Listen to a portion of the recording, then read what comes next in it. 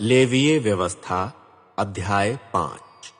यदि कोई व्यक्ति साक्षी होकर ऐसा पाप करता है कि शपथ खिलाकर पूछने पर कि क्या तुमने यह देखा है अथवा क्या तुम यह जानते हो, वह बात को प्रकट नहीं करता है, तो उसे अपने अधर्म का भार स्वयं वहन करना पड़ेगा।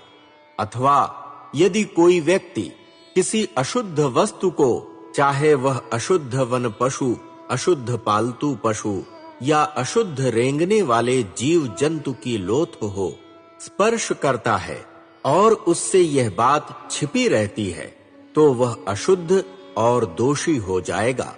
अथवा यदि वह किसी अशुद्ध मनुष्य को स्पर्श करता है, चाहे वह अशुद्धता किसी भी प्रकार की हो, जिसको स्पर्श कर व्यक्ति अशुद्ध हो जाता है और उससे यह बात छिपी रहती है, तो जब उसे यह ज्ञात होगा तब वह दोषी हो जाएगा। अथवा यदि कोई व्यक्ति बिना विचार किए भला बुरा करने की शपथ खाता है, बिना विचार किए कोई भी शपथ खाता है और उससे यह बात छिपी रहती है, तो जब उसे यह ज्ञात होगी तब वह दोषी हो जाएगा। यदि कोई व्यक्ति इन बातों में से किसी एक के कारण दोषी बनता है, तो वह अपने पाप को स्वीकार करेगा जिसे उसने किया है। जो पाप उसने किया है, उसके कारण वह प्रभु के सम्मुख अपनी दोष बलि लाएगा। वह पाप बलि के लिए रेवड़ में से एक मादा मेमना अथवा बकरी लाएगा। पुरोहित उस व्यक्ति के हेतु उसके पाप के निमित्त प्रायश्चित करेगा।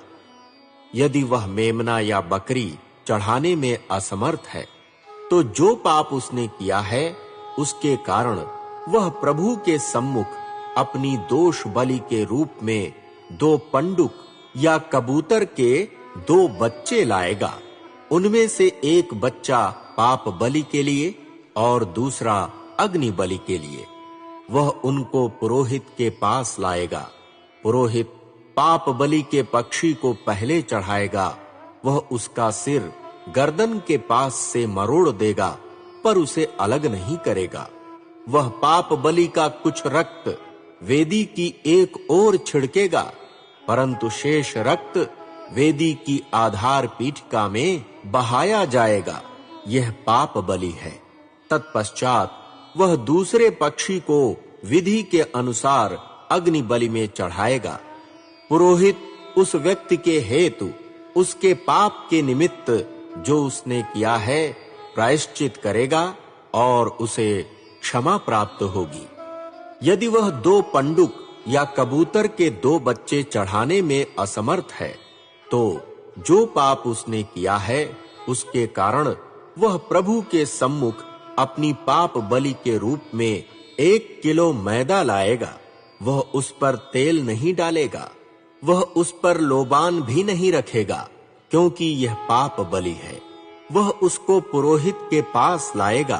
पुरोहित उसमें से मुट्ठी भर मैदा स्मरण दिलाने वाले भाग के रूप में प्रभु को अग्नि में अर्पित बलियों के ऊपर वेदी पर जलाएगा।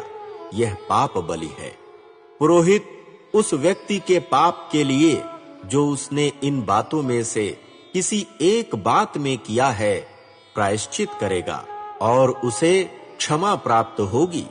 शेष भाग अन्न बलि के सदृश पुरोहित का होगा। दोष बलि। प्रभु मूसा से बोला, यदि कोई व्यक्ति विश्वास भंग करता है और प्रभु की किसी पवित्र भेंट के संबंध में अनजाने में पाप करता है, तो वह अपनी दोष बलि के रूप में रेवड़ से एक निष्कलंक मेढ़ा प्रभु के पास लाएगा। उसका मूल्य पवित्र स्थान की तौल के अनुसार चांदी के सिक्के में निश्चित किया जाएगा। यह दोष बलि है। जो पाप उसने पवित्र भेंट के संबंध में किया है, उसकी क्षतिपूर्ति भी वह करेगा। वह इसमें 5वां भाग जोड़कर पुरोहित को देगा। पुरोहित दोष बलि में मेढ़ा चढ़ाकर उसके हेतु प्रायश्चित करेगा और उसे क्षमा प्राप्त होगी। यदि कोई व्यक्ति पाप करे, वह उन कार्यों में से किसी कार्य को करे जिन्हें प्रभु ने मना किया, यद्यपि वह यह नहीं जानता है, तो भी दोषी होगा और उसे अपने अधर्म का भार स्वयं वहन करना पड़ेगा।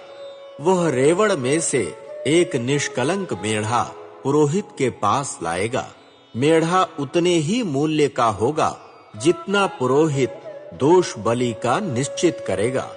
जो भूल उसने अनजाने में की है, उसके कारण पुरोहित उसके निमित्त प्रायश्चित करेगा और उसे क्षमा प्राप्त होगी।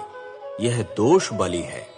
वह व्यक्ति निश्चय ही प्रभु के सम्मुख दोषी था।